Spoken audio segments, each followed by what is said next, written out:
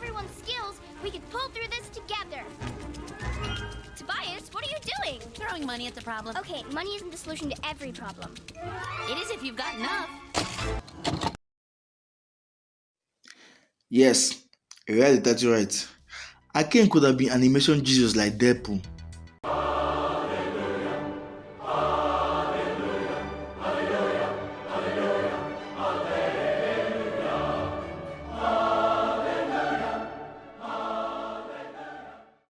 We all know what happened.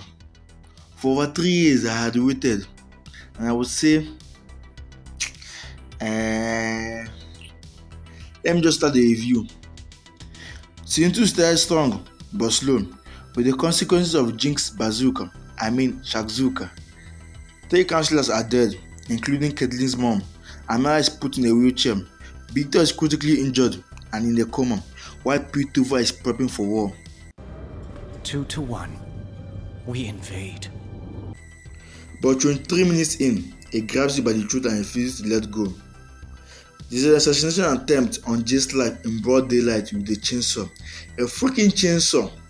Followed by Undercity, the nation of Zone, launching an attack on Piltover during the memorial of the dead councillors. All this with clean as hell animation.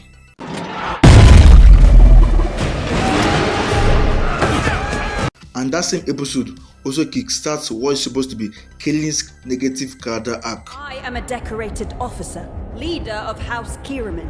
Address me with respect, or keep your mouth shut. And God, did I love the grabbing by the throat. I was in heaven.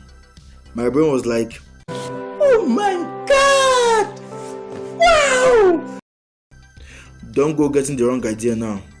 I was just excited for the conflict that was about to happen between Piltover and Zon.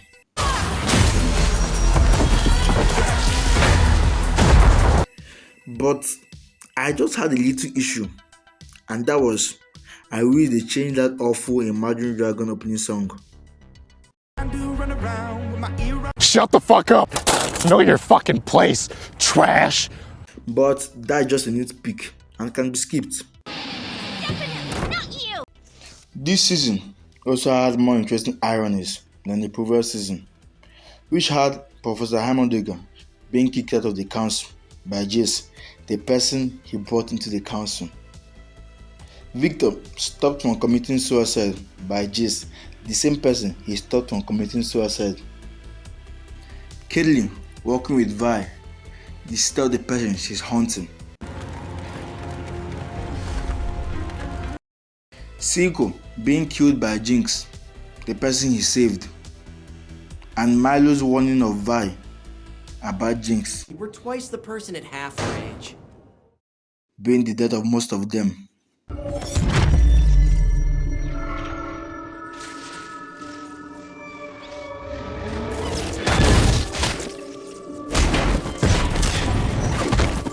But this season's irony are even more mind-blowing and interesting.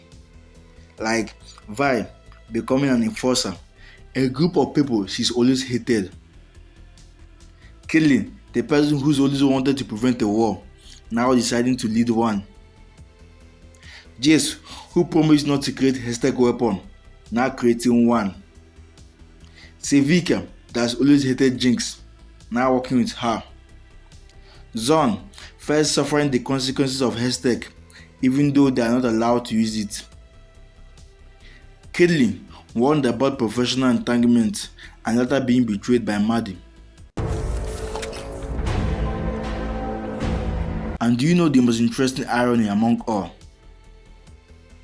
Well, we're waiting. The stark difference between season 1 1,000 times I've imagined this moment. Never like this. All we ever wanted. The boy didn't even haggle. And what do I lose but problems? and season 2. Like how season 2 is a mess compared to season 1.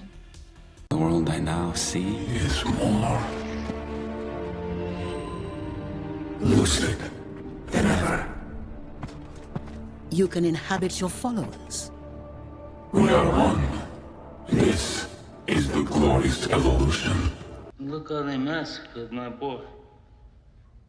I thought ARCANE was a human conflict about the brewing tension between the nation of Zon and Piltover. And I'm gonna bury the lot of you. And a sprinkle of intricate character study. Why did you leave me? Because you're a jinx! But no, I was wrong. It was about defeating Ambessa. I mean, the big bad Victor. I mean, the hive mind. Oh man. Oh God. Oh man. Oh God. Oh man. The world building of ARCANE is something I've always loved. You get to experience two completely different worlds at the same time. It's like winning the lottery without paying taxes, or watching a well-written isekai.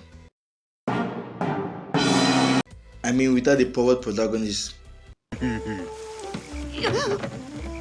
Hey, don't interrupt. This is finally getting good. Also, without an annoying protagonist.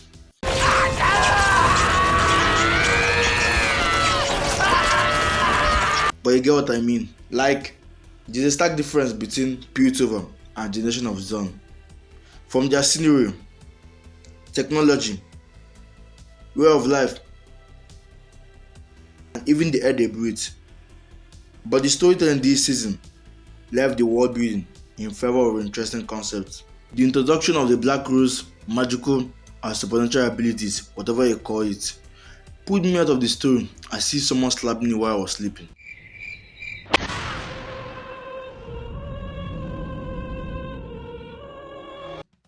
I know Hextech is magic, but it felt like a technology because of how it was used.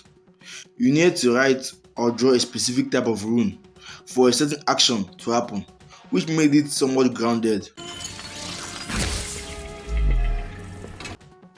It felt like the writers just kept adding more and more interesting things to the story, like alternate timelines, Black Rose, Wide Runes, You sighed. Still a kind of language. time loops, Isaiah Victor,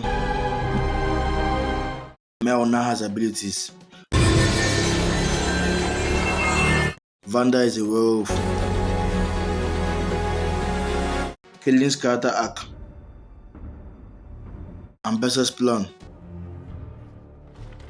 Hive mind. And the worst part is that all of them are vying for the front screen and don't have enough time to be explored. They cut from plot points to plot points in minutes. Episode 3 is the biggest culprit. You're under arrest for the teaching of non-biblical science.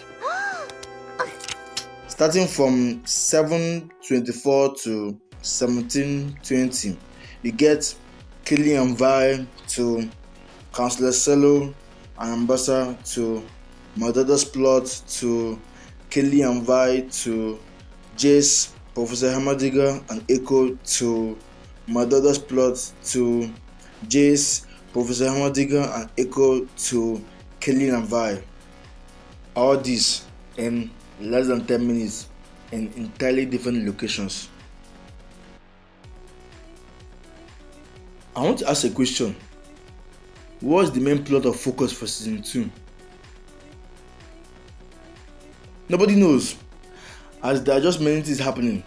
Let's take Victor for example. He first came out of the Hex Core. Now he's healing the sick. Now he's a messiah. Now he's dead, or so I thought. Now he's a god. Now he's the hive mind. Now he's a time traveler, or a reality traveler, whatever. Now he's a human/god. Now he's dead. I think just all this for a single character. The conflict between Zon and Piltover is resolved by G stalking. Yay!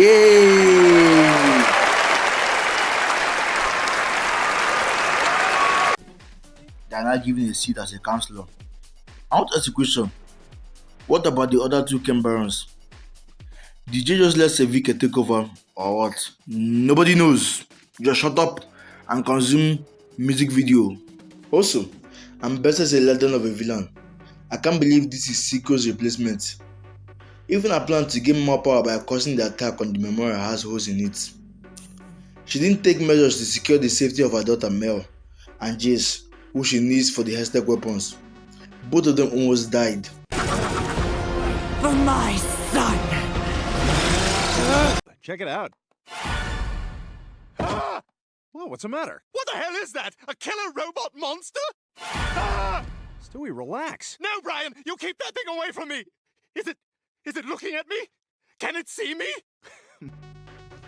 Kayleen's character also felt inconsistent.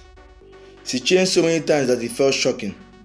I thought she was about to undergo a negative character arc after the attack on the memorial. But no!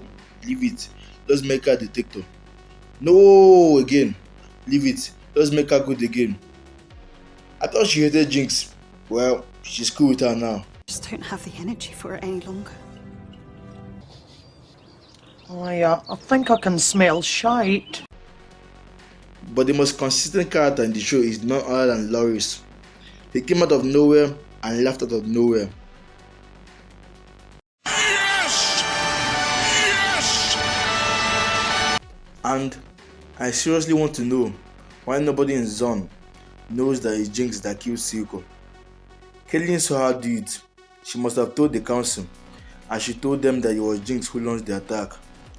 So in order to prevent a war and catch Jinx, the best option is to tell the people of Zone. It would have been a different thing if they told them and they didn't believe, but they just didn't tell them at all. Also, I hated them resurrecting Vanda, even though it was as Warwick. It felt cheap, and by trusting Jinx felt rushed and forced. They should have taken their time. And now for Isha, I'm going to say it. She's nothing but a plot device. Immediately she was introduced, I knew she would die. She has no personality, no backstory, no nothing other than being cute. She's just there to facilitate Jinx's development, which even happens off screen. Like, why would you do that? Like, why? I want to know why. No, God! No, God, please, no! No! No! No! Also, Echo? not suffering any consequence for passing the 4-second limit was stupid and nonsensical. Like, why did you put the consequence in the first place if you won't commit to it? This season was just for fan service. Vanda is brought back, Echo and Jinx dancing, alternate timeline where everyone is alive, Vi and Kelly's private time, but god damn it, I stand by that one. We absolutely needed it. Back on topic. Jinx becoming a hero even though the previous season was trying to make her a villain. I thought maybe you could love me like you used to. Even though I'm different. And many more. Not to say this entire season was as bad as another show. It still has its previous animation, which is godly.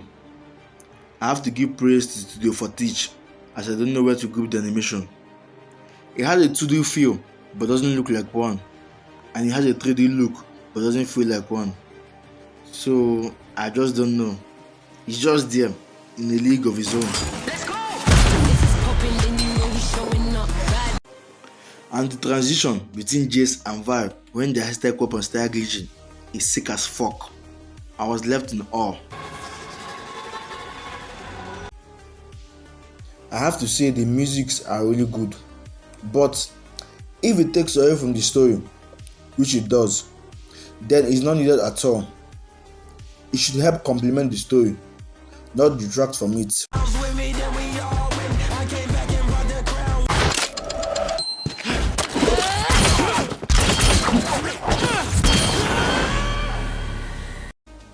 I also love the dance between Echo and Jinx. It was the highlight of Act 3.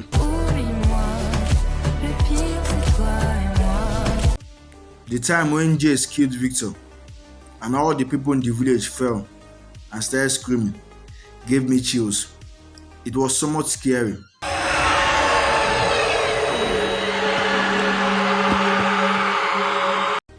And I quite enjoyed episode 8, if you get what I mean. But if you look at it deeply, it falls apart.